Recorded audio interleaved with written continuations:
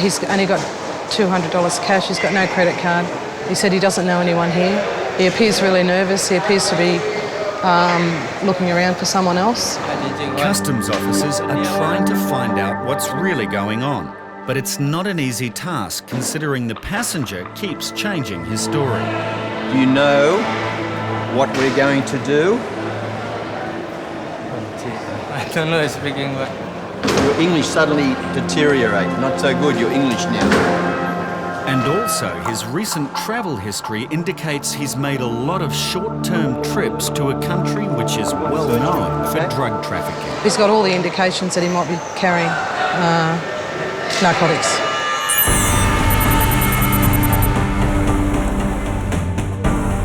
Customs vessel Dame Roma Mitchell is on patrol about 600 kilometres off the northwest coast of Australia. This is Ashmore Reef, a marine nature reserve and a truly unique environment which needs to be protected. Customs rollout at Ashmore is a dual role. The major one is being on station to prevent any major incursions of foreign vessels coming in for poaching around the reef. Also incursions of other vessels for the purpose of people smuggling. Although Ashmore is in Australian waters, it is in fact nearer to the Indonesian island of Roti. While most of the reef is off limits, illegal fishing still poses a real threat. Yeah, we've just had some radar targets come up down around what they call the hook area of Ashmore. It's a place where the traditional boats target for poaching. So we're going to go down there and have a look at them and see what they're actually up to, see if they've been on the reef and have any fresh catch on board. Every piece of mail that crosses our border holds a potential threat. Today, customs officers Sue and Kane have isolated some packages they suspect may hold concealments of some kind. There's definitely some inconsistency in the middle there. Declared as clothing and quilts. You can see a straight edge along here. It really looks like a package of some description, but there's definitely a thicker mass in the middle there, which we'd be interested in. The package was previously opened by Australia Post, and now Customs will examine the contents. Pretty much it's what was declared on there, tracksuit and some bed linen, so we'll start with that. There's absolutely nothing else in the box, and certainly nothing that would have produced that particular image that we saw with the straight edges, so I'm fairly convinced it's going to be in amongst these items. We really have to pull all of the packaging apart as well, because people can certainly conceal it in anywhere. Even in something that's really thin, you'd be surprised what they manage to put in. So a case of taking it all apart piece by piece to see whether or not we're right about what we saw on the x-ray. Now this is something that I would expect to find. Most people, when they've bought something from the shops, will find that there is a cardboard insert to make the packaging stiff. This one's quite thick and it feels a little heavy to me.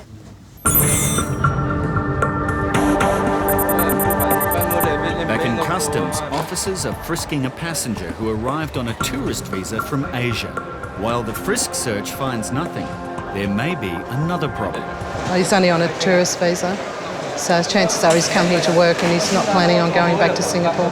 And now a piece of paper that was hidden in his shoe could provide crucial evidence. And it's an address at Haymarket for an employment service for migrants. He just pulled that thing out of his shoe and he said that was his friend from the employment agency, so this would indicate to me that he's here to work.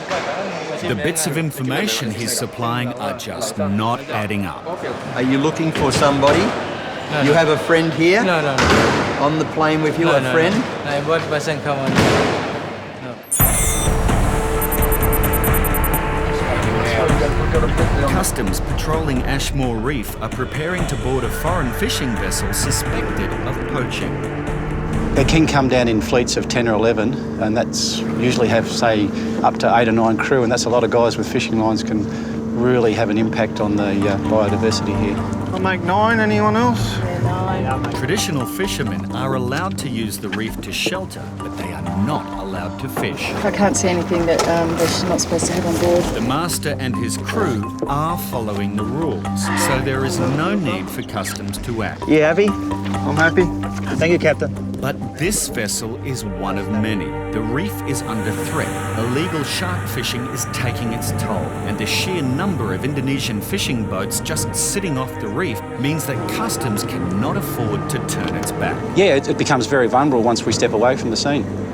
The patrol continues into the night with the report of other boats in the area. All crew, be aware we have a target at approximately 8 Mile. Our intention is to board. Can your boarding party please be prepared? Once in a while, Quarantine can look forward to meeting some very enlightened travellers, such as these passengers returning from a pilgrimage to Mecca. But right now, the only thing that stands between this couple and home soil is Sydney's quarantine officers, because they've identified some items of concern. You can see here we've got a large amount of food. We don't know what it is yet. We'll have a look, but it could be a bundle of fruit or who knows what. So we'll just have a quick look. It's like a gift pack. It usually has neem sticks.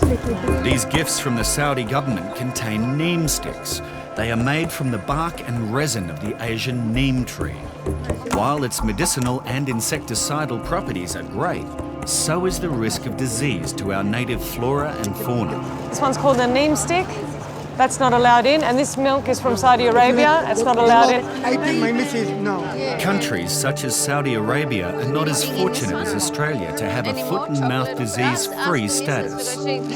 Any products derived from livestock pose a direct threat to our billion-dollar primary industry. It just went on the card though, because you eat some of it, don't you? Yes? So you didn't know. He didn't know that it was in there. You didn't? Oh, she didn't tell you. And she didn't That's realise not that good, it was is food. it? The items on the X-ray screen do not resemble those found in the first bag, and quarantine officers are not satisfied that they have found what they were looking for. At the International Mail Handling Unit, officers Sue and Kane are looking at a piece of cardboard which was used to pack a doona cover. Just looks like a plain piece of cardboard.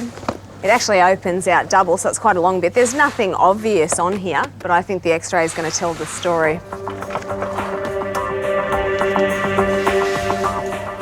And as you can see, instead of one long sheet appearing on the screen, what we've actually seen come up is 2 distinctly different squares. So not only have we got one concealment in here, we've actually got 2. The officers must now take their investigation further and carefully deconstruct the cardboard to see what they're dealing with. I think the best way into this is going to be to try and peel this top layer of cardboard back. So generally, if they've glued it down, we should be able to get in underneath it somehow. It's coming away quite easily. Ah, fantastic. Here it is.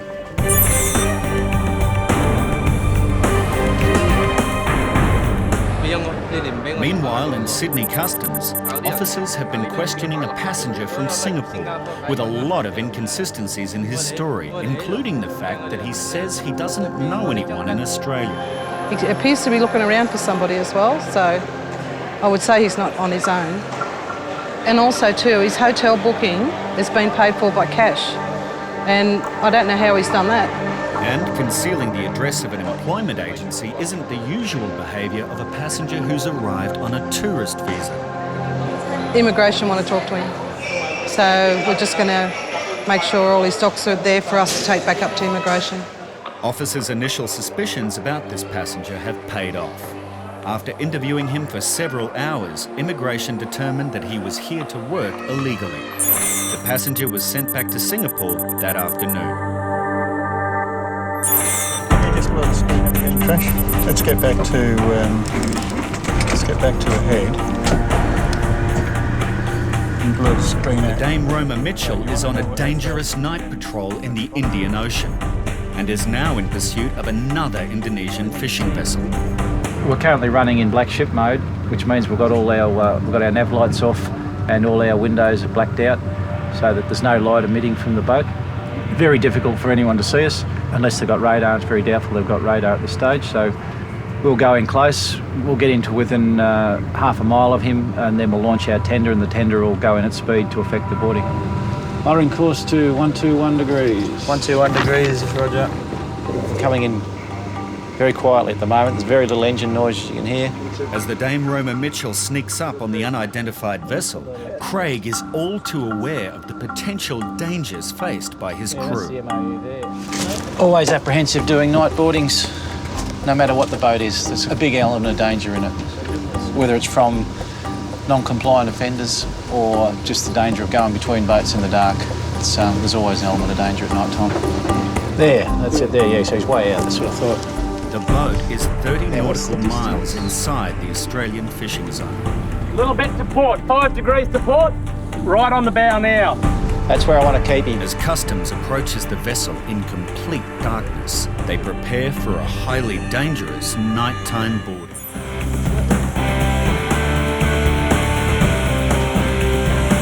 At the International Mail Handling Centre, officers have just discovered a concealment, incredibly within the cardboard packaging. Fantastic, here it is. Look at that. Right where we expected it to be. And there's going to be another one that's identical on the other side. I've now exposed the powder. It's wrapped in masking tape. A couple of layers, so it's quite thick. But I can see that there's definitely white powder underneath here now, which was what I was expecting to find. So I'll just try and get a sample of that out. Once slowly turning blue, you can see where it's reacting with the crystals in the bottom right-hand corner, and that'll turn blue. The second one we expect will go pink. It'll turn the liquid from blue back to pink, and that will indicate that the chances of it being cocaine are very high.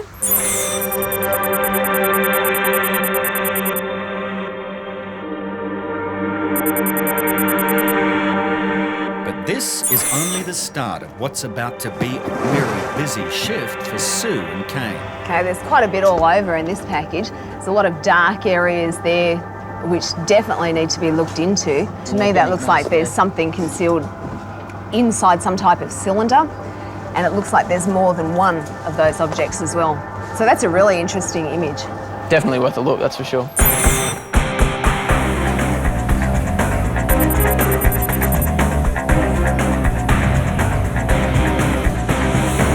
Over in quarantine, officers continue their search for a suspicious food parcel in the bags of this couple who have just returned from Mecca.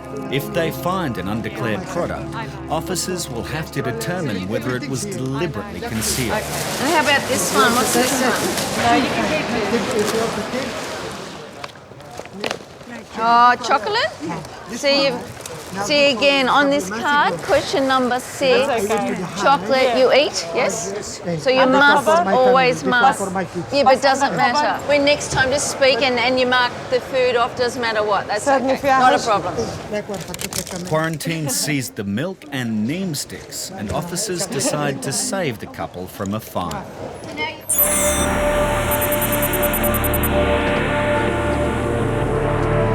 At Ashmore Reef, as the Dame Roma Mitchell crawls up to an unsuspecting vessel in black ship mode, the officers try to get a visual of the offender.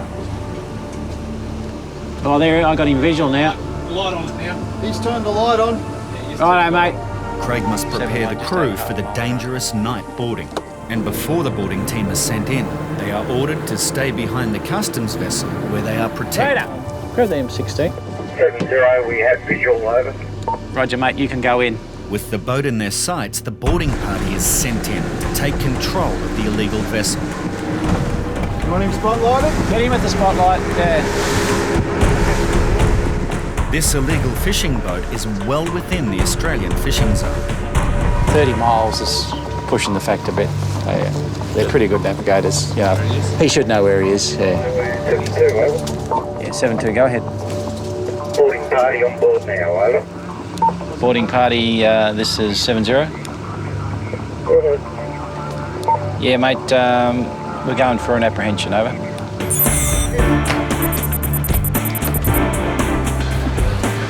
At the International Mail Handling Unit, officers have already uncovered one positive drug concealment, and now they are about to examine a second package. And the sender has even gone to the trouble of including some fake documentation, but it's not fooling customs. This is interesting. They've done a letter in here which talks more or less about the products in the box and gives prices and things like that. So they're doing their best to make it look even more legitimate, like this is perhaps a sample of goods. They're trying to sell their wares to someone here in Australia. The fact that it wasn't going to a company though is maybe an indication that this is not as it appears, that this is perhaps something purely for show to make us think that it's all legitimate when it might not really be. Judging from the X-ray image though, I think the main area of concern is going to be these three rolls. They're all going to be the same. We could see that there were definitely three different apparent concealments in what appeared to be spools. These match that image. I think when we take all of this ribbon off, we're going to find something very interesting underneath. Ah. Oh, there we go. That's interesting. We've got something under here wrapped in tape. Dame Roma Mitchell, Craig. The Dame Roma Mitchell and her crew have just apprehended an illegal fishing vessel off the West Australian coast. But the fishermen are starting to resist customs orders. You want to tie off here, Leon, because I'm going to get you to provide some security down here, please? I reckon we want them back then. They're getting edgy, are they?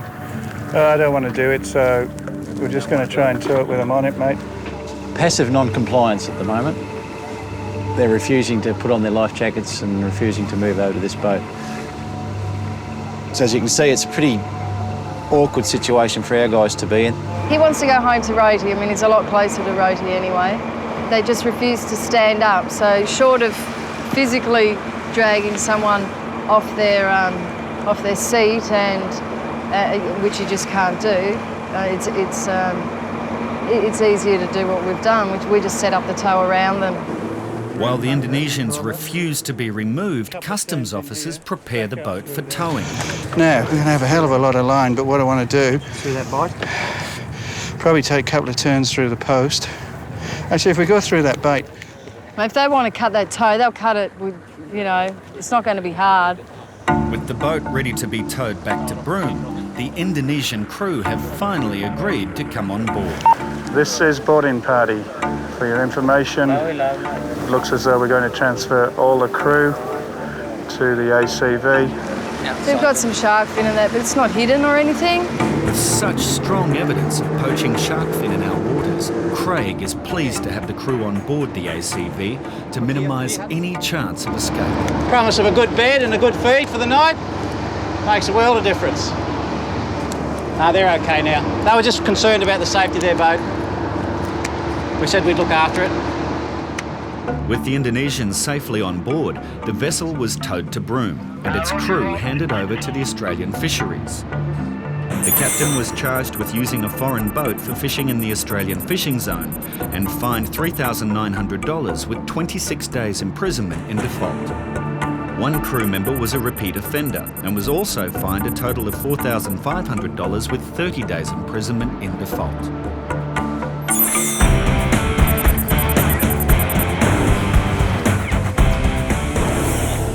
Back in the mail handling unit, officers have unravelled a very unusual method of concealment. So it looks like what we've got under here is definitely something made of white powder again, but it's been wrapped in a layer of tape, a layer of plastic, and it appears to have been formed into some sort of pellet. Some sort of pellet. It's interesting, the shape of it. It almost reminds me of something that people would fashion to then perhaps carry internally, either in their stomach or in another body cavity. The fact that it's actually been wrapped in here, and there are many of them actually taped around here in separate little packages, is interesting. It's likely to be heroin. And the only way for officers to prove that is by putting the powder into a narco pouch test kit and seeing the reaction. Fantastic, that's perfect. But that's definitely a positive result. But this is what puts us to the test. This is what makes this job challenging, and this is what keeps me coming back every morning to see what I can find today. '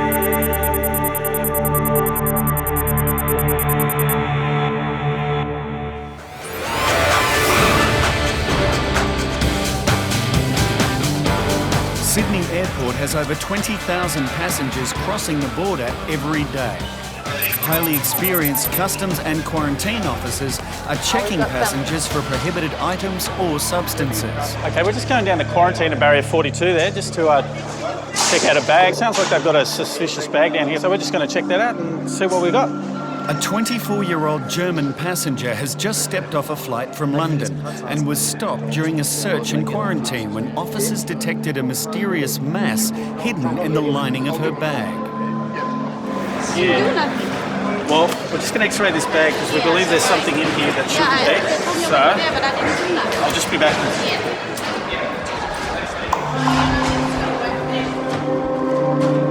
Oh, look at that. Yes. Well, we believe that this bag here has got some sort of pill, judging by the pattern on it, but we don't know what it is yet. We'll have to get the iron track out and give it a bit of a swab.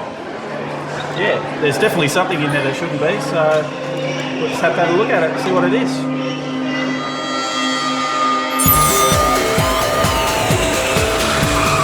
People of all nationalities, shapes and sizes are questioned by customs. It's not how you look that interests customs, it is what you are carrying across our borders. You read these questions? No. No? Did you understand any of these questions?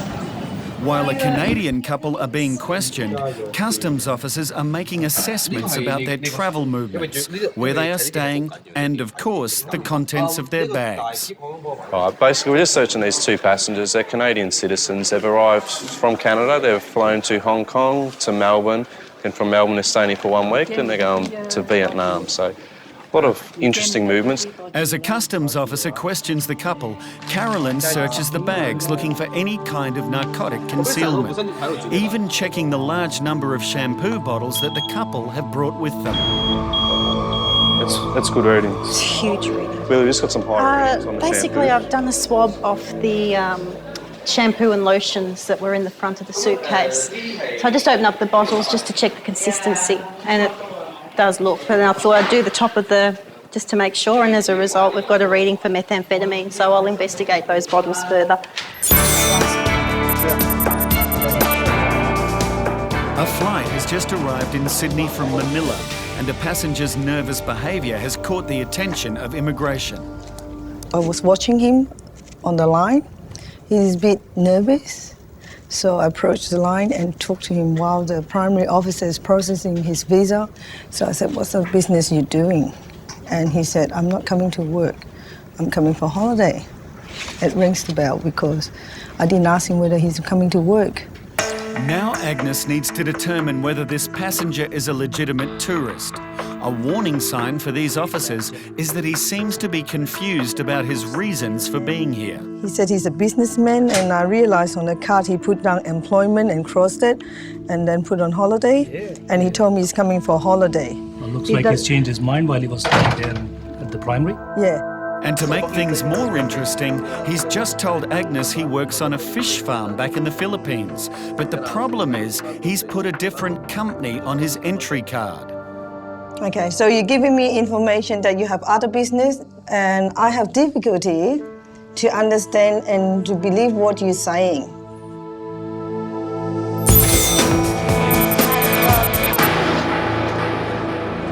Meanwhile, customs officers are now taking a closer look at this young German passenger because they think she has something concealed in the lining of her bag.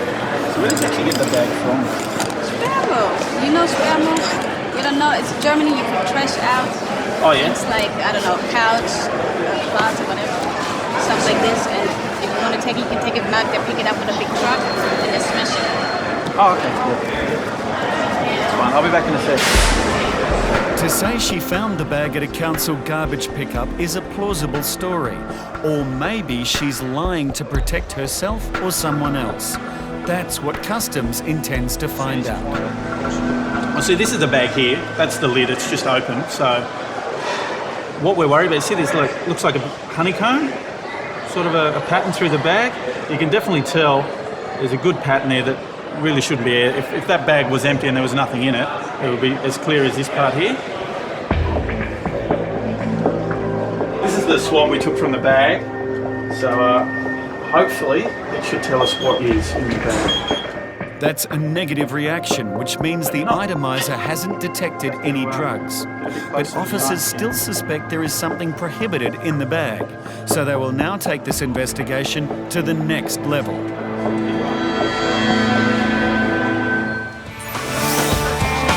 Every year, thousands of Chinese tourists enter Australia. Many travel in tour groups with a group leader who takes responsibility for the rest. With so many tourists wanting to enter the country at once, the tour group leader will answer quarantine officers' questions about the entire group. They haven't declared anything. In inspecting all their bags, we have found some food. Even the tour leader has failed to declare her own food. What's that? Dry veggie. I can't let it through as a quarantine concern, okay? And now officers have found something of enormous concern for quarantine that one of the tourists has brought in.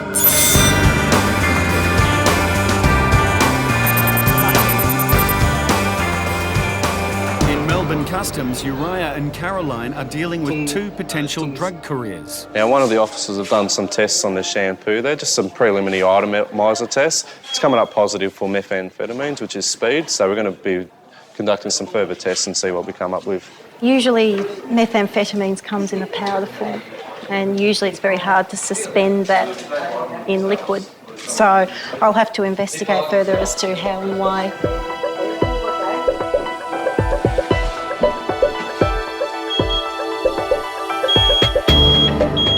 Same thing for methamphetamines again. Much better, much higher than what it was originally.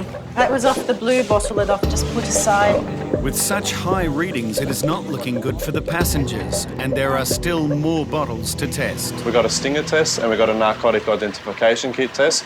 So Robin's going to do the first test and then I'll do the second test just so we can get a more conclusive result. The itemiser is just a tool, and Uriah wants to be certain that he has found what he thinks may be a large concealment of amphetamines. See how it's gone dark? It's gone almost black. If it changes colours into one of these colours, it indicates opium, codeine or amphetamines. At the moment we've got a dark colour. It's not consistent with any of these, but it has reacted, so we will be following this up. With this, it could be just the chemicals in the shampoo that it's reacting to, so we don't know. That's why we've got to further investigate.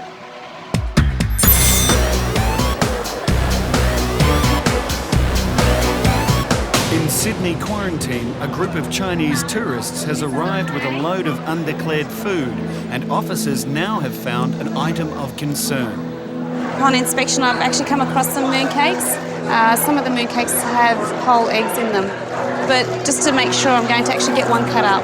Mooncakes containing eggs are a high risk for bird flu. Can you just tell me what's inside? Nuts. All nuts? There's no meat at all? No meat. The mooncakes might be okay, but the pile of undeclared food is getting larger. And have a quick look. It's always suspicious if it has anything like little animals on the front. That usually means it could be anything from ducks, gizzards to rabbit liver or anything like that. So we have to be sure. And now officers have discovered some suspect dried fruit. The concern with just the whole dry fruit is that it still contains a seed. Is it sugar infused? And it's just not commercially packaged, so really. Well, we're going to have a look at the quantity of food we have that's undeclared and then try and decide whether we're going to issue a QIN. In this instance, because it's a tour group of 14 people, usually the tour leader is issued with a QIN. So this could be an expensive start to the tour for the group leader.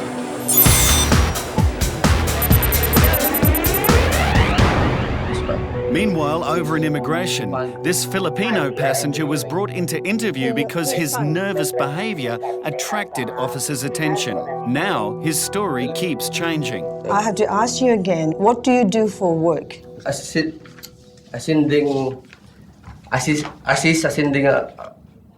Nothing is adding up, and the stress is beginning to show. Because his story keeps changing, Agnes is becoming increasingly suspicious of his motives. Earlier on, the customs officer has looked into your bag and we counted your money. You had with you cash 2,500 Australian dollars and $2 US dollars. Is that correct? Yes. Okay. And you withdraw all the money from the bank just to come here for 5 days holiday. Is that right? Considering he only earns a small salary, withdrawing all of his money for just 5 days doesn't make sense. Agnes needs to find out the real reason he's here, and it could be much more deceptive than she thinks.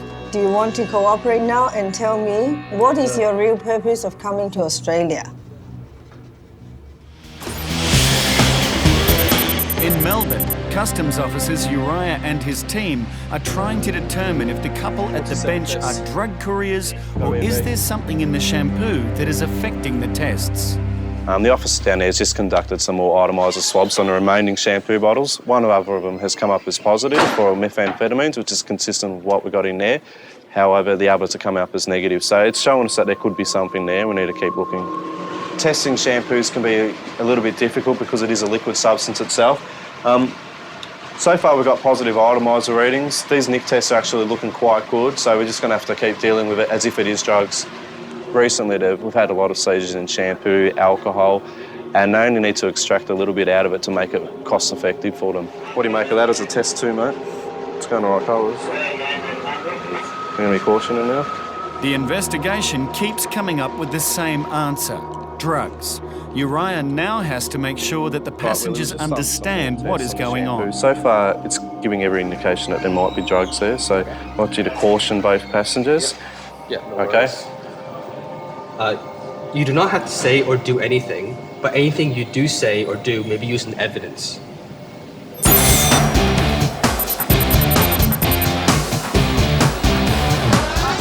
In Sydney, quarantine officers are deciding whether to fine the tour group leader or let her off with a warning. The food might not pose an immediate danger, but none of it was declared. Basically, I'm leaning towards a Quinn, right? Because the cards are in their language. I specifically asked her whether she'd asked all her tour members if they had anything that they could eat in their bags, and she stated they definitely did not. Okay? It's a tough lesson for the tour group leader, but one she's not likely to forget. In a case like this, it's a little unfair sometimes for a tour leader who takes the word of her tour members, but she is solely responsible for the group, which means that she will be the one having to pay the fine today. It says that it's in the amount of $110, all right? And that's for your records, okay? Thank you. Enjoy your holiday. Okay, bye.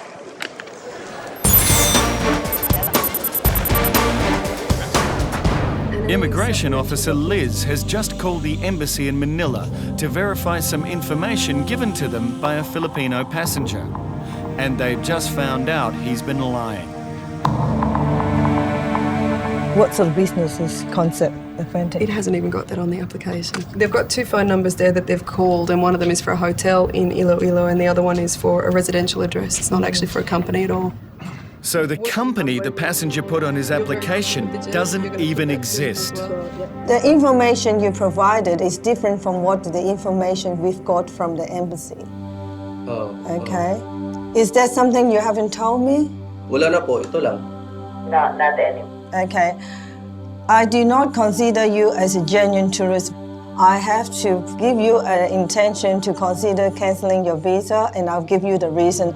Because of his conflicting stories, Agnes now has enough grounds to serve him with a notice of intention to cancel his visa. Let me finish this in writing first. There is no doubt the passenger has provided bogus information, and unless he can explain himself, this could mean immediate removal back to the Philippines.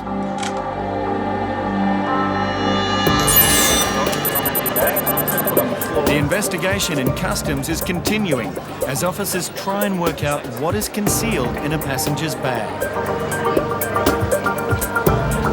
The dogs are trained with bags to scratch at it when they find something.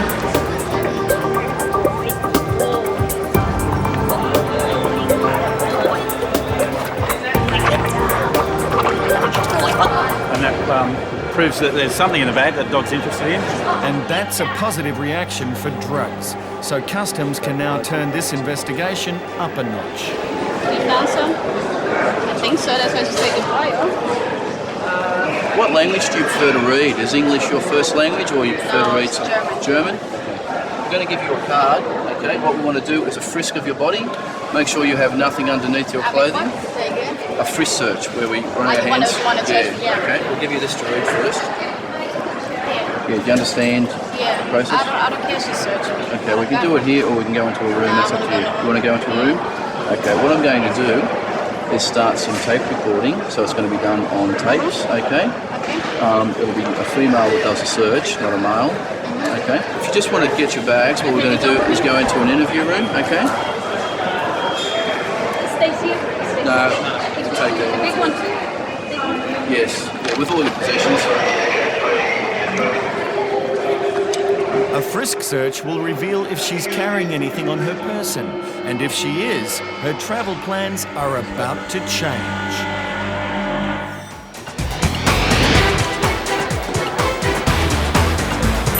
Over in immigration, Officer Agnes and Petra have just found out a passenger they've been holding for questioning has been lying to them. So, to us, it looks like he got the visa because he has a profession which is a business profession to do with a trading company, but he tells you that he's a fish farmer.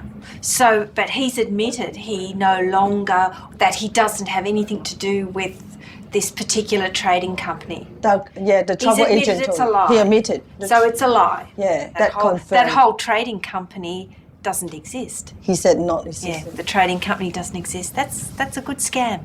I don't believe you are genuine visitors. I'm satisfied that you don't have intention only to stay here temporarily for tourism purposes.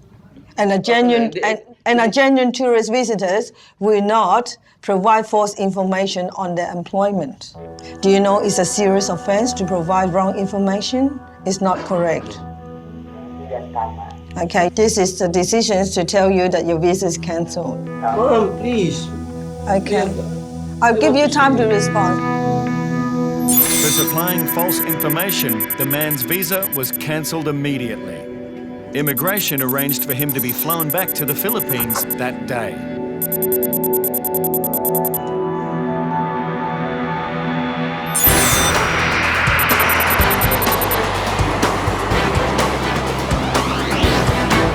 In Melbourne, Customs may have unravelled an attempt to import narcotics. The passengers don't seem to understand the seriousness of the situation, so Uriah wants to move the couple to a private room. I'm just going to get one of the dogs to run over this. We've got 2 bottles of shampoo that we're interested in at the moment, so the dog's just going to come and run over and we'll just see if they can tell us anything further.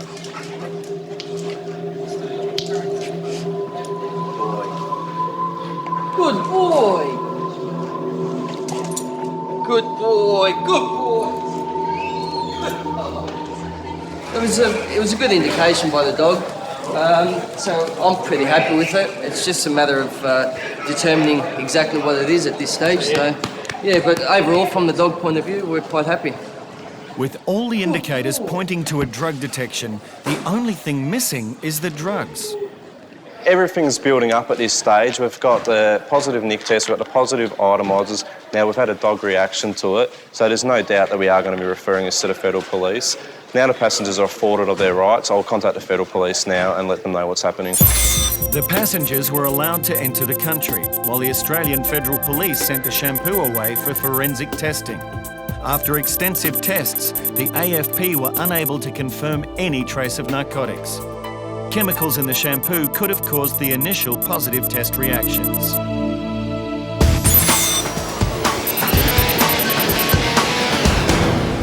Back in Sydney, customs officers are dealing with one cool customer. Oh, she's very confident, almost a bit cocky. It's very hard to tell, actually, at this stage, whether she might have knowingly brought in this substance. The bag hasn't actually been deconstructed, it's been modified. We know it's been actually tampered with at several points. We're going to probably deconstruct the bag slightly just to see whether that modification has been extensive or not, and then hand it over to the feds. So it's not over yet. Customs officers still have some work to do before they can hand the passenger over to the Federal Police. And now officers have just made another surprising and possibly vital discovery.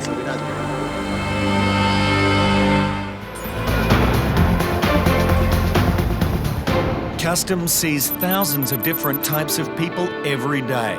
And Simon, a surfer with business interests in Asia, has a rather unique story. He's come via Hong Kong for a short stay in Sydney, but it's a busy trip for Simon. Beyond his work, he claims to have a girlfriend in several ports. I've lived in Asia for 22 years. You speak Indonesian? Oh, Indonesian, French. But Hong Kong's, I've got a lot of friends up there, and it's probably one of the best cities in the world to have a good time. The passenger says his main business is selling sunscreen across Asia, which could explain his extensive travel within the region, which is what caught customs' attention.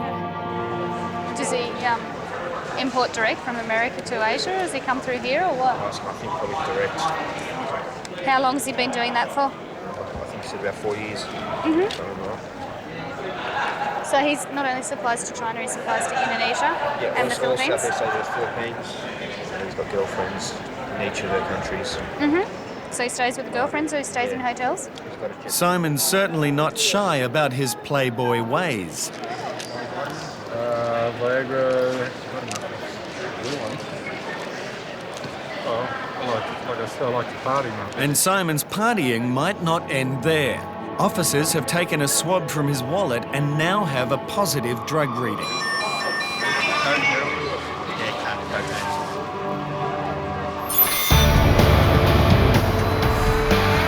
More drug importations are discovered in the New South Wales capital than anywhere else in the country, and customs have a tough job staying on top of it. The customs drug detector dogs are an important tool in the war on drugs. They are constantly trained and retrained to help stop prohibited imports. The reaction that the dog gave could be anything that's in the package, or it could be the package itself. So we don't know where that reaction's coming from. All we know is the dog's reacted to something. We just have a look at the contents. The box is full of potential concealments, and the customs officers must now painstakingly check each item. Candles are quite a normal method of concealment for narcotics, so we always pay close attention to them. If it turns out that there's nothing in the candles, we've got to look further to see where the concealment is, or whether the dog's reaction is valid or not.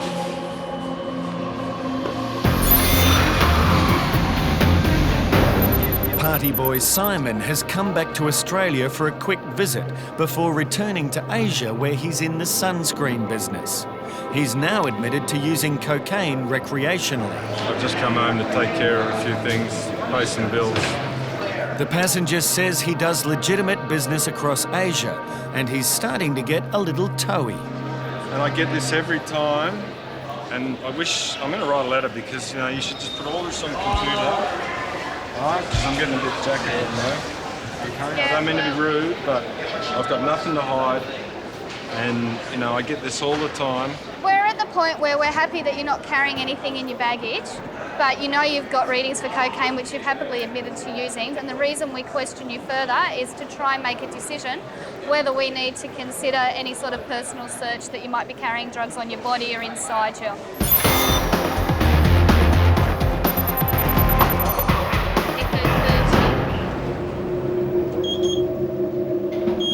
There we go. Looks like we have some MDMA.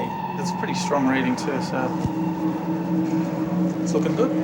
But it's not looking good for this passenger, who has been taken to an interview room because pills found in the lining of her bag have tested positive for ecstasy. And now officers have just received new information. She was not travelling alone. Just found the travelling companion outside. She was just waiting for a friend out there, so the officers have brought her back in, and now we're going to search her and see what she has. The companion has been waiting in the airport for over an hour in what she thought was a safe haven. Pulled her in from outside because she'd already gone through and was obviously waiting for a friend to come out. And we did a few checks, found out they were travelling with each other, and then just brought her back in. And now we're going to go through her bag and see what's in there. If the companion has drugs in her bag, she was close to getting them across the border. Here comes the $64,000 question.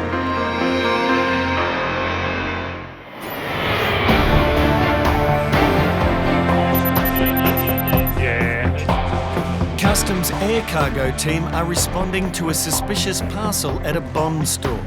A drug detector dog has shown interest in the package, and the officers want to have a closer look. Well, we'll x-ray this in the box, and a couple of those other, that candle, yeah, and Garfield, just to make sure.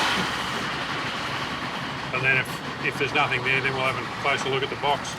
When it comes to drug concealments, Bob knows. The evidence could be staring you in the face, but it might not be obvious. How's Garfield?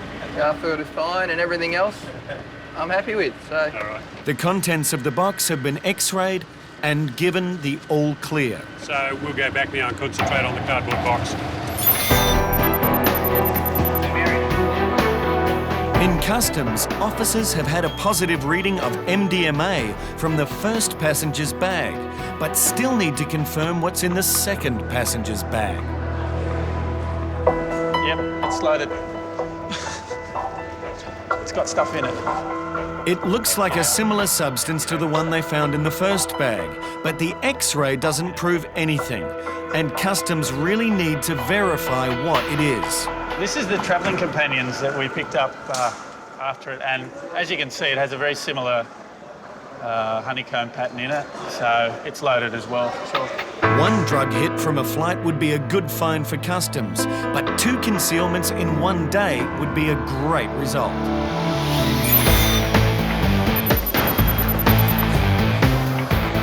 Hundreds of passengers queued across the border every day, and sometimes a tired and angry passenger tests quarantine's authority.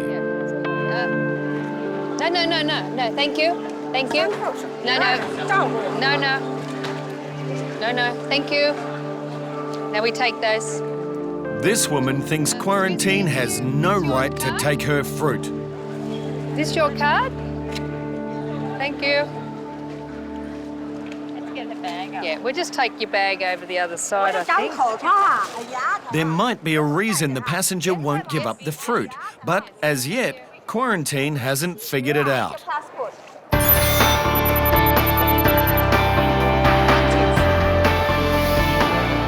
you happy with the baggage? Are we okay to pack the baggage up? Back in Customs, officers still have their doubts about this passenger, and his answers haven't really told them anything.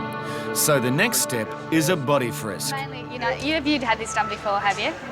Plenty of times. Plenty of times, okay. So basically we're detaining you for purposes of personal search. I need you to reread the card. You can say no, you can say yes, it's totally up to you. Mainly what we want to look at is around your waist and thighs and that with your baggy pants. Did you read both sides? Do you understand it? Happy for it here, or? You're happy to hear, or you want to go to a private room? Turn the camera. You want to, yeah. It'll just be this male officer. You can say no at any time and change your mind, that's fine. If the frisk is negative, then we will consider upgrading for an internal search. We'll send them off to a hospital and see if there's any concealment inside. No undies. Anything in your shoes, mate? No, mate, socks. 5 toes. It looks as if the frisk is negative, but Customs officers are still concerned the man could be concealing drugs. Quite happy to go ahead. We just want to make sure you're not carrying anything internally. We'll just pack up and go to a room. They've got the information cards again there for your rights on it. You can say no if you want. How long is and this there's a going to consent form. It's done at St George Hospital. It's not done here. We don't have. Really? Yeah, we don't have any facilities. Get the full X-ray. So it's X-ray and that. But I'll explain it all in there to you. Like I said, you don't have to agree to it. But. What happens if I don't agree? Quarantine officers at Sydney Airport have had a tough time trying to convince this passenger to give up her fruit, and the battle is far from over. Looks like a bag of tomatoes here and 3 apples. It's prohibited, it's fruit. The lady's resisting us taking them from her. The card is written in her language, so she obviously is aware there is food in the luggage. It was concealed in here because when I opened here I could see it under here, so very reluctant to let it go. We're just trying to ascertain whether she has ticked it here because she hasn't really ticked yes or no. No. And as the game of charades doesn't seem to be working, This, not allowed, no. the passenger uses another form of persuasion as she tries to change Quarantine's mind with a pout.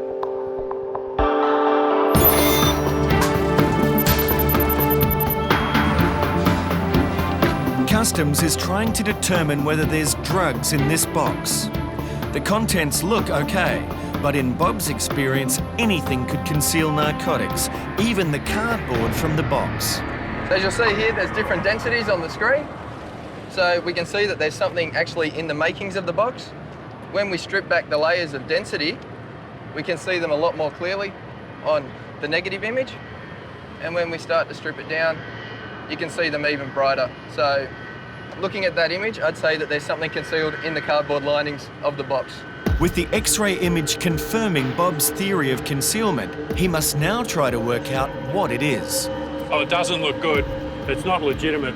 I've peeled back some of the cardboard and you can see that there's white powder there. Well, you wouldn't expect to see that in a cardboard box. So it looks like a concealment of narcotics.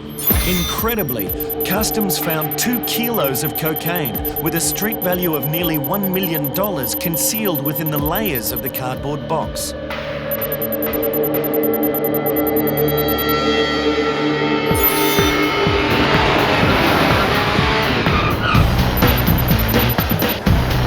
This party boy passenger has admitted to using cocaine, and with a positive drug reading from his belongings, officers now want to send him for an internal search. What happens if I don't agree?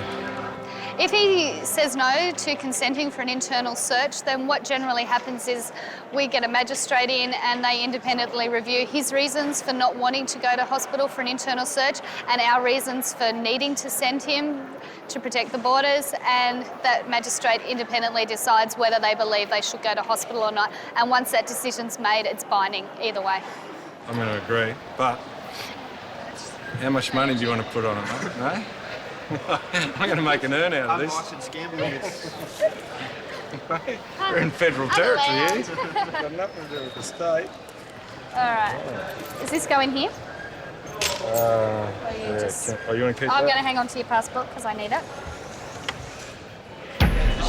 Simon did sign the consent form, and he was sent for an internal examination. It may have been a small inconvenience to them, but any doubt, we have to be sure that they're not carrying drugs into the country. The internal examination was negative.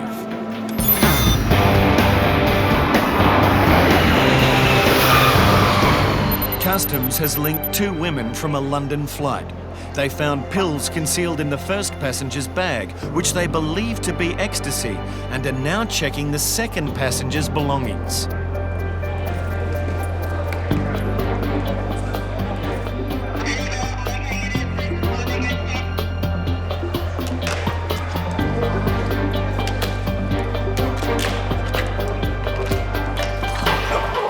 Both women had a positive dog reaction and an X-ray which indicated a drug concealment. At this stage, the girls are denying knowledge of each other and the pills. Oh, well, I mean, it happens all the time. I mean, you get people that are travelling together that just deny that they've ever met each other, and you get the other ones that say, oh, I've known him for this long, and they say that I've known him for this long, and it's totally different. It's just lies. Obviously, they haven't worked out their story, or maybe she's just trying to cover for a friend. Quarantine officers have been trying to explain to a passenger why she can't bring her fruit into Australia. But without an interpreter, communication has been difficult. She's just saying to me it's food, she can eat it. I don't think she realises that I'm confiscating it from her. So that's why we're going to seek a little bit of help from a Cantonese-speaking person. Because I don't know if you saw before, she got quite distressed when I went to take it. No. So, all right, okay. The passenger still doesn't understand, and officers don't want her to leave without an explanation. But the interpreter arrives just in the nick of time as the passenger begins to leave. Until now, officers haven't been able to establish exactly what the problem is. So it's now up to quarantine officer Tina to interpret for them. What she is trying to tell you is because she has got some ulcer in her mouth, according to her culture, I believe that is true, fresh fruit may help, give her more vitamin C. So she really desperate for the fresh fruit and tomatoes and apples. When she found out that you were going to seize the goods, she was very upset. People get upset, but she sort of displayed it in a little bit of a aggressive way, throwing the fruit at me, but we didn't take that too seriously. She obviously didn't understand the law here, and she thought that was more for medicinal purposes, so no, it was quite amusing. The fruit has to be confiscated and destroyed because it could introduce disease and pests which could decimate our horticulture industries, as well as adding billions to the cost of production. In this case, the passenger genuinely didn't understand, so quarantine are letting her go on this occasion without a fine.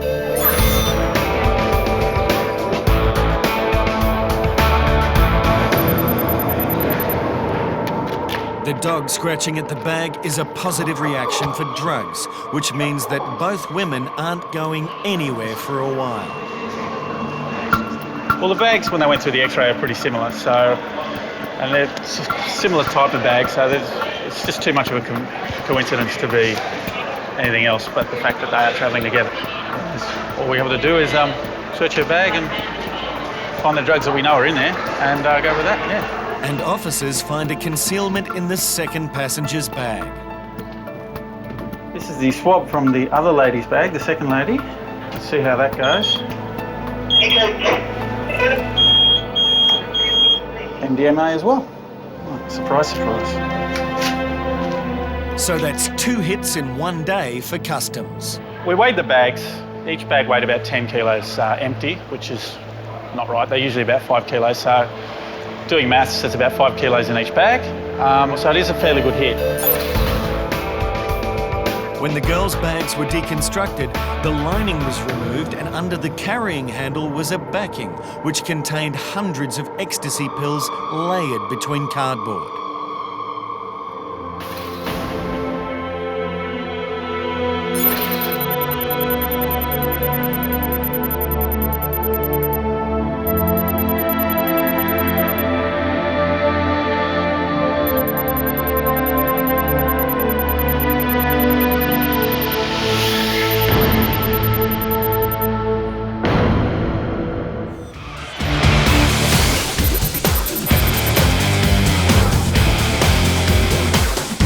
Sydney, an Indonesian passenger has been brought to the attention of immigration after customs officers became concerned about his travel documents. They've done a baggage search on him and they didn't find anything of interest. Yeah.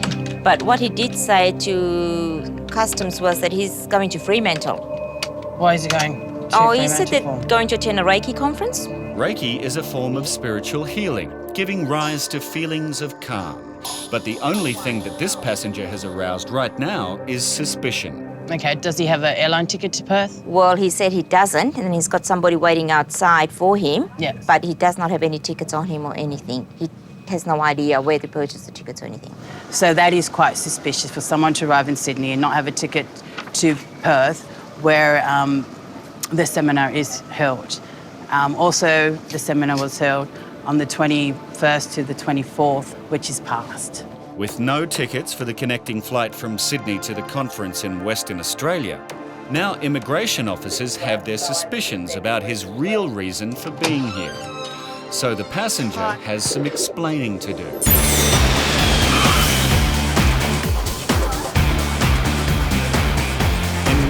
Officers are concerned about a steel hammock frame owned by a family returning to Australia from Vietnam.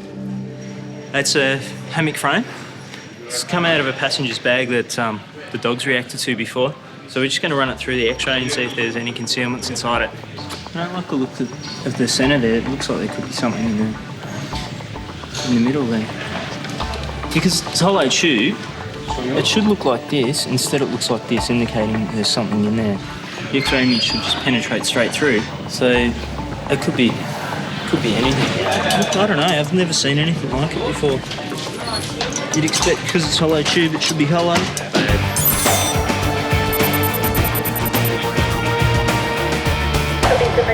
At Sydney Immigration, officers have discovered that this passenger had plans to attend a Reiki seminar in Perth, but he does not have a ticket to get there, and the seminar ended days ago. We've received information that the purpose of your travel to Australia is to attend a Reiki seminar. Are you aware of this Reiki seminar? Tahu itu. Istilahnya saya terjun ke sana tuh belum tahu.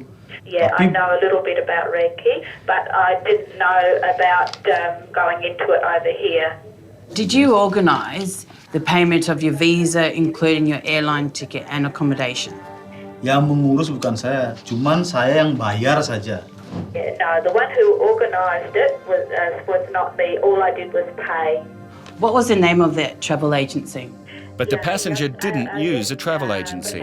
It seems he's involved with a syndicate offering ways for people to work illegally in Australia. And the ringleader's name is right there on the passenger's mobile phone.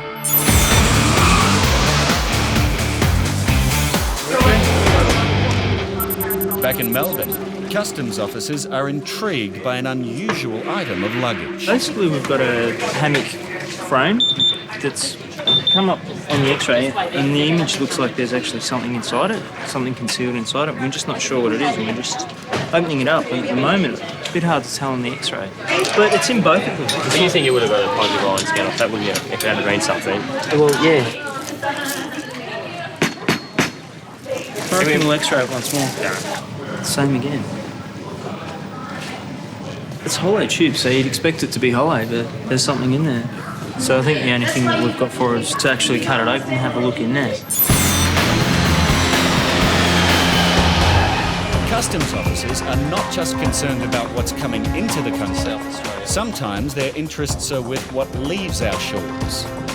At Sydney Airport, passengers about to board a flight to Vietnam are unaware that a special search is in progress. In a joint operation with the Health Insurance Commission, Customs is looking for people trying to smuggle out large quantities of prescription medicine to on-sell overseas. Well, we've already found about 3 other bags that were quite full. We've got another lot here. We've got to be quick. The flight's about to leave, so this has got to be looked at, so we're going to get it upstairs. The suspicious bags are taken up to the search area to be thoroughly investigated. It's just a concealment wrapped up in a T-shirt. A lot of people put alcohol around thinking that the alcohol's not going to detect it on x-ray.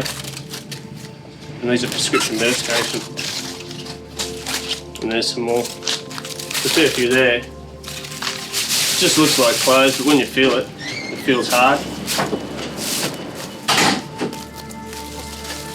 And there we go again. If they're exporting these items, it's for themselves or individually. Why would you wrap the boxes like that? The passenger's flight is due to leave in 20 minutes. Any hold-up will cause major disruptions to all flight schedules, so officers move quickly to the departure area where one passenger is in for a big surprise. Northwest Australia is home to some of the busiest shipping ports in the country. Here, customs and quarantine officers are the front line of defence when it comes to shipping and border crossings. This is one of the most remote areas in the country. Unlike their city colleagues, a trip to the office here is a little unconventional. ENSCO 106, ENSCO 106. This is Customs Dampier, Customs Dampier. Please make yourselves ready for boarding. The Customs Search team will be alongside in a couple of minutes. Over. Officers are about to board a massive oil rig which has just arrived from Singapore. They are looking for any prohibited contraband, illegal workers or quarantine risks.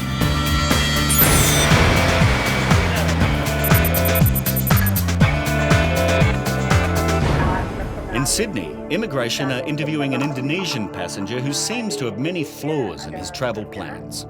Officers think they may be on the trail of an international people smuggling syndicate, possibly led by a man named Pitorio. Now, is Pitorio in Australia or is he in Indonesia? Yeah, atau di Indonesia. Di Indonesia. Okay.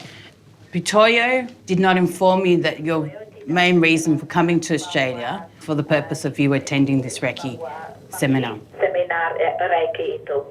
Nggak tahu saya, Bu. Cuman dia menerangkan untuk mempergampang masuk ke Australia harus dengan cara begini, begitu. No, he just explained that to make it easier to get into Australia, it had to be that way.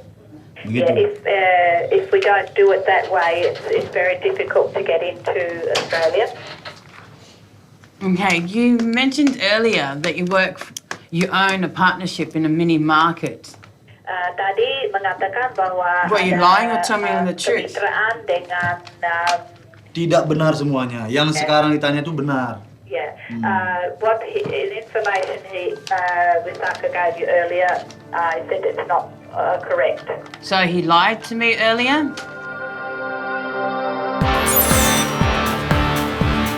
As the search begins on the oil rig, there is only one way to gain access, via a billy pew lifted by a crane some 100 metres up. This is dangerous work, and it's not for the faint-hearted. What we need to do today is to do the full customs, immigration and quarantine clearance. That will involve doing the immigration clearance of the vessel for all of the crew that are on it, searching the cabins of the crew and any of the vessel to make sure that there's no breaches of the border, as well as accounting for any of the commercial goods that are coming in and making sure everything's fully acquitted. There are hundreds of hiding places in this giant labyrinth.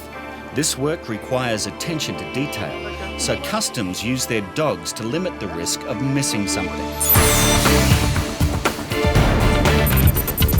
In a joint operation with the Health Commission, Customs has been looking for people trying to smuggle prescription drugs out of the country. That's good. We've got a large quantity of prescription medicines downstairs. Just located the passenger upstairs in departures. Health Insurance Commissioner just interviewing him now. No, we don't intend to delay the aircraft. 2000. Yeah, I know there's 2000. Where did you get it? My friend, that's my friend, yeah. He gave it to you here in Australia? He gave me, and it was to a friend in Australia? Yeah. The question is, how can one person get their hands on so much medication? They can shop around, you know, perhaps shop from doctor to doctor and get a number of prescriptions and then get them filled under the PBS scheme. Sometimes people take them to supply family and friends in poorer countries, a huge risk in itself. But often the drugs are sold overseas on the black market, and that's a criminal offence. In Melbourne, officers are preparing to drill into the metal hammock frame. We try to avoid doing things like this as much as possible, but in this case, we've got no other option. The family, meanwhile, don't seem too concerned. They've been sitting back, so possibly they may have just bought something that has an infestation inside of it. Then again, they might be really good and it might be loaded. All right, here we go.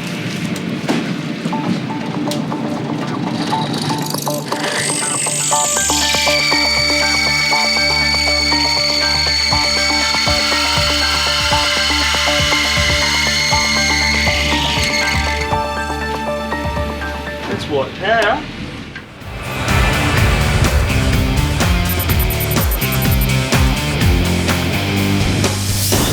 A passenger about to board a flight to Vietnam has been stopped after a huge amount of prescription medication was found in his luggage.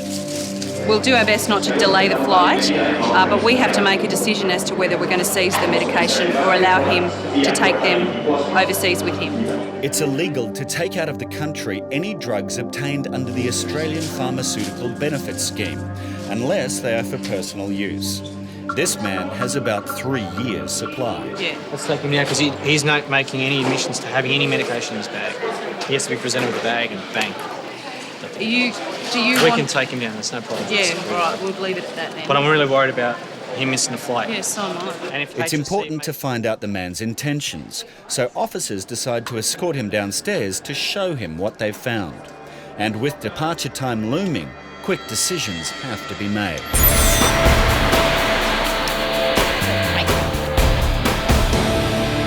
In Melbourne, a hammock frame brought into the country seems to have a substance concealed inside, which officers are now testing. It doesn't appear to be changing colours. No. So it's negative.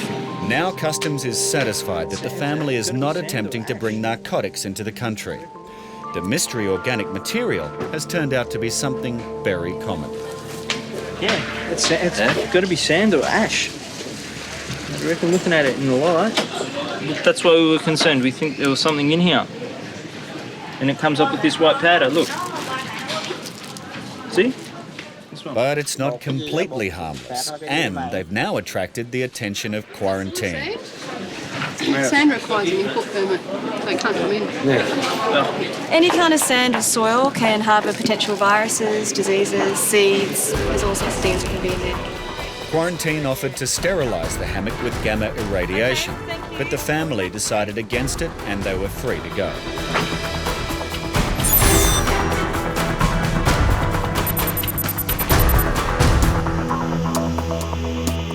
Back in northwest Australian waters, Customs are scouring the bowels of the massive oil rig. Yeah, basically looking at prohibited imports and any other breaches of legislation. Obviously, we're looking for our main line of work, our drugs, the number one thing. Even the crew are risk assessed for any potential breaches. We're just basically assessing the passports, checking for any document fraud or anything that might be showing up. We have indicators on each of the passports that we're looking for to try and make sure that they're genuine. So we're just assessing those, conducting face-to-passport checks with the crew, much as we would do at an international airport.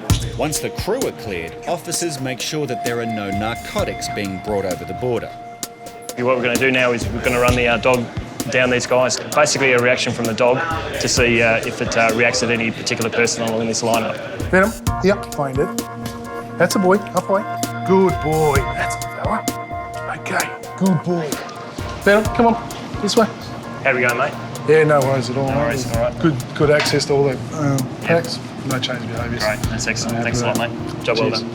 Come on, mate. The crew is given the all clear, but Customs knows that with such a large rig, there are thousands of places to hide contraband, drugs, and even people. Yes, what I told you in the beginning was the lie. Okay, why did you lie? A passenger desperate to work in Australia has been caught out lying to immigration officers, so his chances of being allowed into the country are slim. I was afraid because I came here to Australia to get work and I was afraid. Okay. Do you have any intentions of returning to Indonesia? Saya pingin kerja di Australia gitu. I want to go back to Indonesia. I have a lot of debts. Interview suspended at 13,700 hours. He's unemployed. He's been unemployed for 2 years. He's not married, doesn't have any children, so he doesn't really have any incentive to return back home. So he's out of desperation. He's organised for a friend a visa to come to Australia to work. And the passenger has unintentionally exposed the racket which sent him here. And officers have discovered that more potential illegal workers are on their way. According to the list, there were 5 of them granted together. Did he mention anything about the other 5? Yeah, I'm informed he had actually mentioned that another 3 will be arriving in Perth. Yeah, they're actually coming at 11:15 tonight. So we'll need to actually put an alert out for these 3. Definitely. I'll talk to the PMOC in Jakarta right now. Okay. And see if they can alert the ALOs and cancel the visas for the others.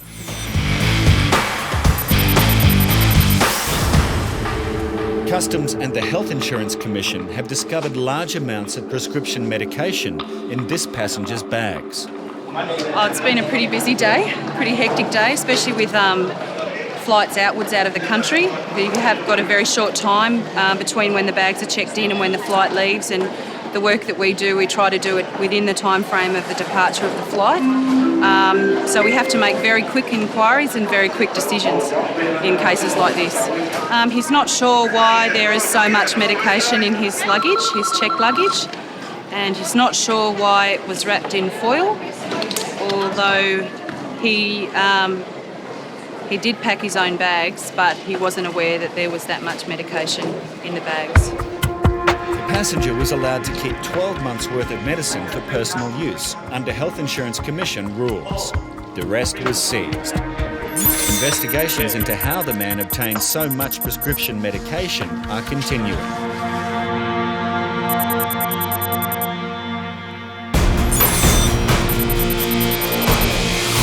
Searching for hours, Customs has given the oil rig the all clear, but it wasn't completely risk-free for quarantine.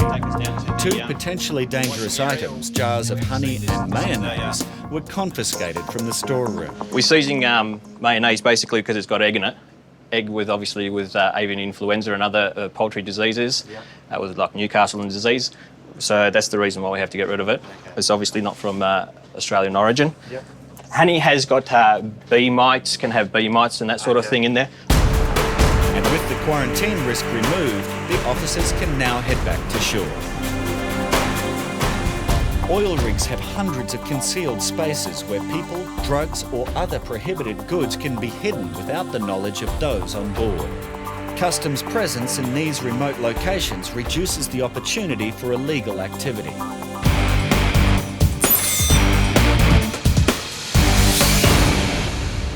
In immigration, a passenger who has lied about their reasons for entering Australia has now also given officers information about an international people smuggling syndicate.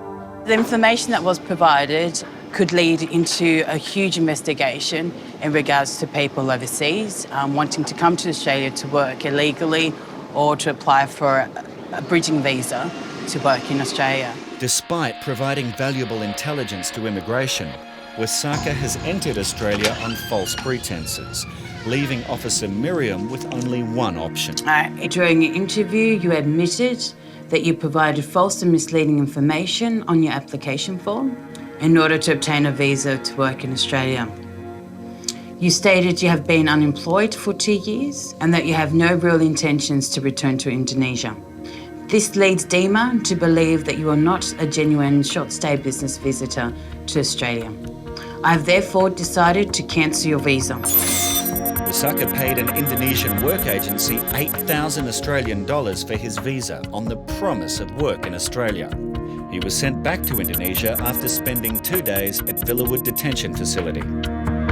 The 3 other illegal workers exposed by Wasaka had their visas cancelled immediately, and immigration airport liaison officers posted in Indonesia ensured they were never able to board the plane in Bali.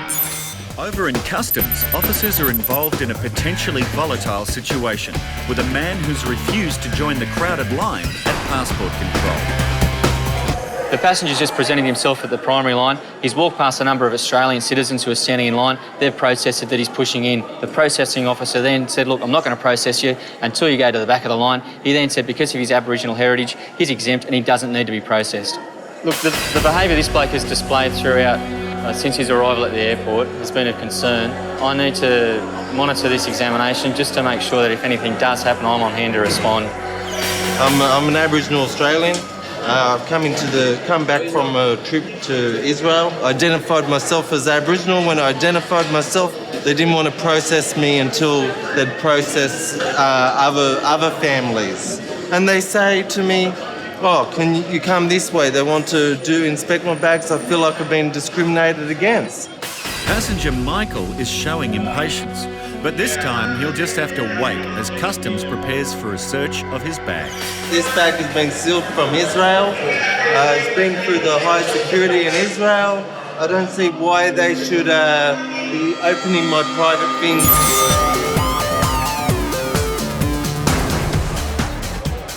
The second bag's got that one, so that's this bag here. Okay. Then the third bag will look at that as well. So there's 3 bags so far. Quarantine's role is deadly serious. Disease and vermin could be just a passenger away. Today at Sydney Airport, officers are discovering a huge amount of food on the X-ray. I've pulled these out of the non-declarant line, so they should have no food at all. So just X-raying their bags and have 3 bags with a bit of food in already, they're worth a bit of a closer look. Aha. Yes. What do you do with all of these things? Dried fish. Dried fish is fine. But what do you do with it all? That's okay. What are these ones? Beef. Beef? Beef, yeah. Yes. Beef. When you're declaring these things in the airport, notice the questions here say any food. Fruits. What are you going to do with these? I don't know. I think this fruits. You're going to eat these? Yeah. You're going to... Just cooking. Yeah, but you're going to eat it? Yeah. Ah, so it's food. Yeah, after the here. Where? Which one? Fruits after the here. You put no. Yeah. Just say for this one. In Chinese, if it's close, it's yes. Yeah, Chinese. Yes. Michael has just returned from Israel, where he's been studying Jewish law, and he seems acutely sensitive to protocol. This bag has been sealed from Israel. It's been through the high security in Israel. I don't see why they should be opening my private things without scanning it first. I'll scan it if you like. The result of the X-ray won't determine whether it's physically examined or not. Okay?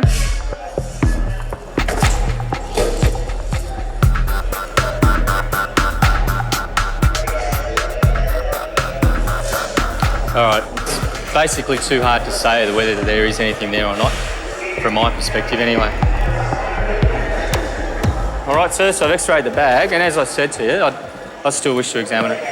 Okay? Right, is all this just clothing and things like that, sir? And documents.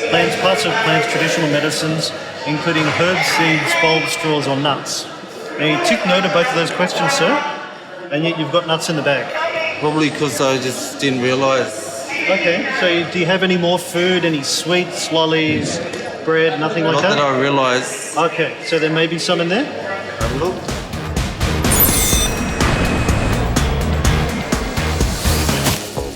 Quarantine officers at Brisbane Airport are tackling students who have brought with them a dirty problem.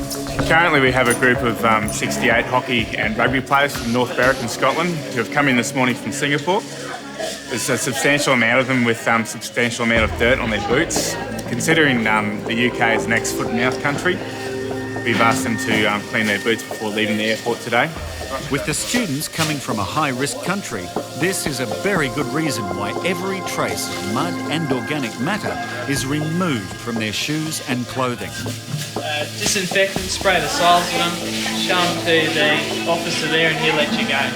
Just work around that way. This serious risk to Australia's primary industries in native flora and fauna might mean a long wait for these students before they can kick off their tour on Australian soil. A group of 68 is quite a lot, so all hands on deck this morning. Where's this from, sir? It's a Woomera, mate. So you brought it from here, over there, and brought it back? Yeah, that's right. Cool. I just want to make sure that it wasn't being imported from overseas. Michael is an Aboriginal Jew who returned from Israel. Customs noticed him when he jumped the queue at passport control. Now officers are discovering some undeclared, prohibited items. I draw your attention again to question number 7. Where it says, I told you just before, I told you it might be something else. We dealt with that, So does that include this right here, sir? But the issue wasn't the big issue that we're talking about was security. If I remember what you're saying, what it wasn't about, you didn't mention anything about wood or anything. You're worried about the security, that I might be a threat to Australian security. Initially out there at the migration process, we mentioned that. I haven't mentioned anything about that. I just said we needed to physically examine your luggage.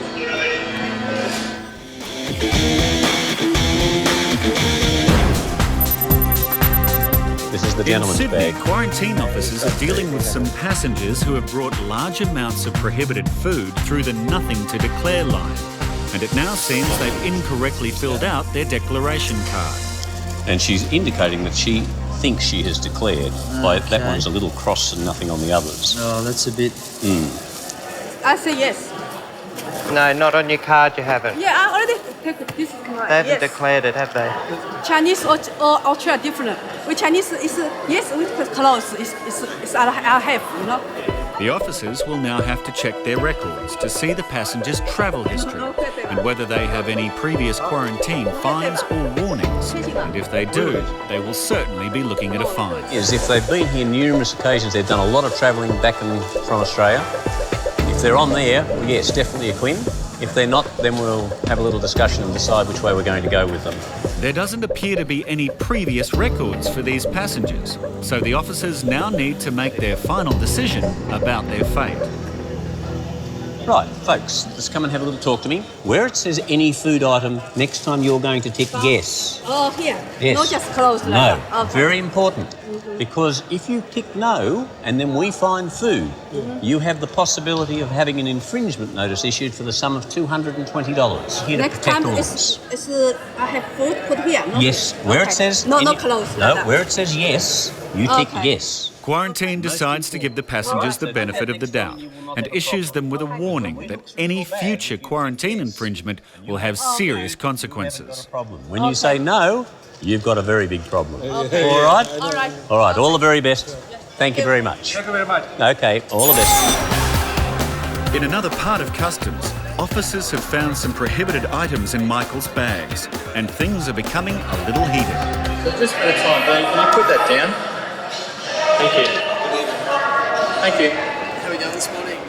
Quarantine officer Paul has been brought in to examine the items found in Michael's bags. This is from Australia. He said this is from Australia as well.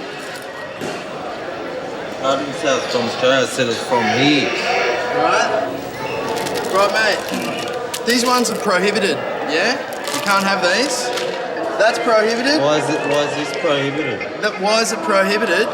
Right? Pot puree is blanketly prohibited because this has got seeds in it. See those seeds?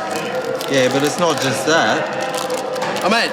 Yeah. There's one seed in there. It's prohibited. What about the eucalyptus? Yeah, mate. They're telling me you can't bring any fresh leaves into Australia, mate. And those ones are actually covered in diseases.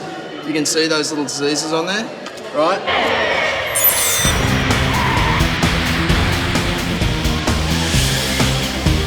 It's early morning at Sydney Airport and immigration are processing passengers arriving from the Philippines.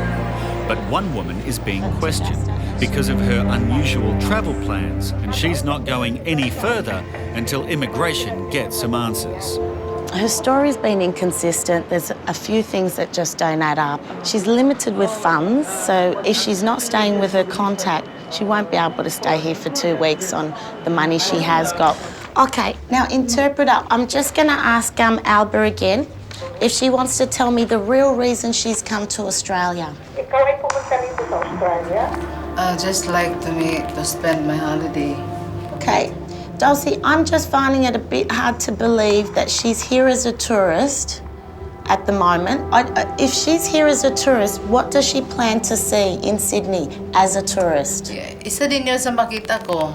And then, yung go-observe kung ano talaga yung Sydney, ganon. So there's nothing here she's come to see? Immigration officers have made a few phone calls to the passengers' Australian contacts. This onshore Australian contact has given me, has provided me with a secondary contact in Australia. I've actually then made a phone call to this second contact who has basically indicated to me that this passenger wishes to actually work in Australia. Officers have discovered she might not be a tourist after all. Eucalyptus. Yeah, mate, they're telling me you can't bring any fresh leaves into Australia, mate, and those ones are actually A few diseased leaves may seem harmless, but could be devastating to our native trees. Now, next question. Why didn't you declare these items on the card here, sir? You're filling this card out, right? You've broken the law of your country and my country, mate. Oh, no, it's not my law. It's your law. It's custom law from what year? Huh? What year's that law come from? No, what year's the custom law, mate? The customs law's got nothing to do with what I'm doing. The quarantine law, The 1901. quarantine law, what year's that? Huh? 1901. 1901. Right? Yeah. What, and you should have alive been before 1901? What was wrong with the quarantine in 1788? I'm not gonna argue when about you bring it. in a disease that killed off was part of the big genocide of Aboriginal people was disease. Thank you very much. I don't want to say another word till I get a lawyer. Okay, can I speak to you then? Sir? I've got nothing to say, sorry, I want a lawyer. I respect you've got nothing to say, but I'm going to say something to you. See, life don't discriminate. Yeah, okay.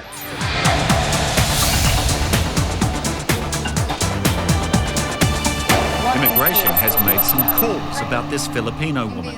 They believe she has come to Australia to work illegally. The passenger is denying that this is the case, while she is about to be betrayed by the person closest to her. What about her husband? Did Alma tell her husband why she was coming to Australia? Apo. Yes.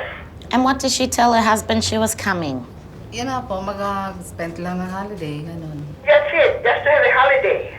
So she does claim that she does intend to work. If she does find work, she will work. After tourists, maybe. But definitely not this time. Her main purpose of coming here is to be a tourist. But unbeknownst to the passenger, the truth of her visit has just been exposed by her husband back home. Okay, her husband has advised us that she will be looking for work as a midwife. All the information they've gathered so far points to a working arrangement. But the passenger still insists her visit is just for a holiday. The fact that we have got information from someone saying that she's going to come and work for me is more believable than the client saying she's here for tourism purposes and can't justify her tourism. So Elma's time is running out. She has one more chance to convince the officers she's here as a genuine tourist. And if she can't, she's going home. Quarantine at Brisbane Airport has been turned into a locker room as officers are getting some young Scots to clean up. We're trying to get as much dirt as we can, especially in the roof there, here, and then we'll just spray them later on. This particular occasion with being this many people, it's quite a big job for us to manage at the border. It does take up a lot of resources, but we've handled it quite well today, with especially getting the students involved in cleaning the boots themselves. These students have flown in from Singapore straight after playing a match, leaving contaminated soil on their shoes. Some of the students have been informed about cleaning their boots, but in some cases they just haven't taken that advice and they've come in today with dirty boots. But I'd like to talk to the tour leader and mention it to them that maybe next time when they come into the country that they make sure that they clean their boots to avoid that risk material entering into Australia. Precautions on the students' boots were necessary because soil can carry weed seeds, insect eggs and serious disease agents such as foot and mouth virus or anthrax bacillus. Michael has been carrying leaves covered with disease. They could very well destroy our native trees. So I've got something to say to you, and that is, as an Aboriginal, you must respect that by bringing in these items, you're putting at risk the native flora and fauna of Australia. It's got nothing to do with legislation, it's the risks involved, okay? And that's why the laws are in place. So you've got to understand that a person with a legal background should be aware that when they're signing a legal document, it's very important. Now, you with a legal background should have read that document carefully. I said it's a mistake. And understood it. I said I've accepted where I've made a mistake. Look, sorry to interrupt you. Look, can you just put that down and put it on your baggage over there? Yeah. Thank you. You obviously have no importance about quarantine law. It's really important, man. I'm protecting Australia. I was talking about the importance of protecting my people.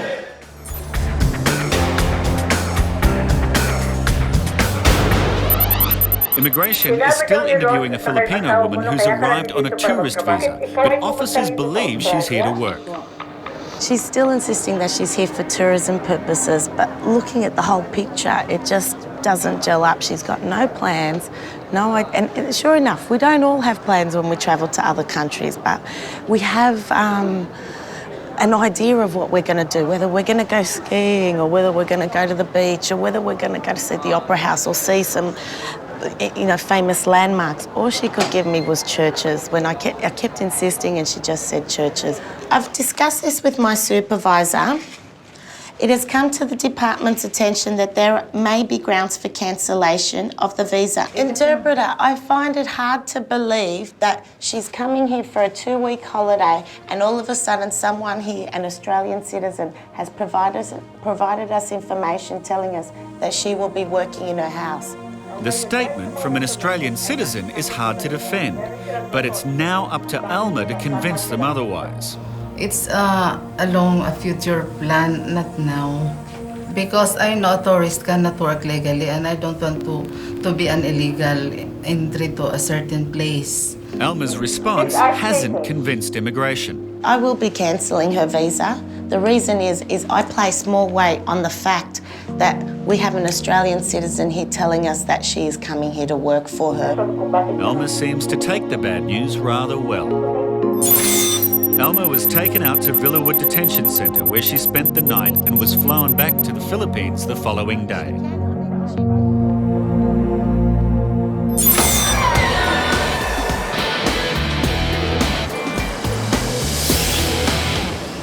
Obviously have no importance about quarantine law. It's really important, man. I'm protecting Australia. I was talking about the importance of protecting my people.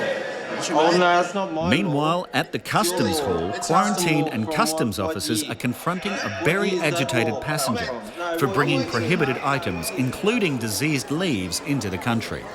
We came into contact with him around the baggage carousel and referred him back to immigration. He finally agreed to have his passport processed and be processed through immigration. Before Michael was cleared to leave, he was informed of the quarantine risk of the goods he failed to declare. Had enough of it. Want to get home. The issue with the potpourri, and that's not really serious. Lots of people bring potpourri in every day, and yeah, I can understand how people don't declare that, but the fresh food items and obviously diseased leaves, I can't understand how he didn't declare that. It's beyond me.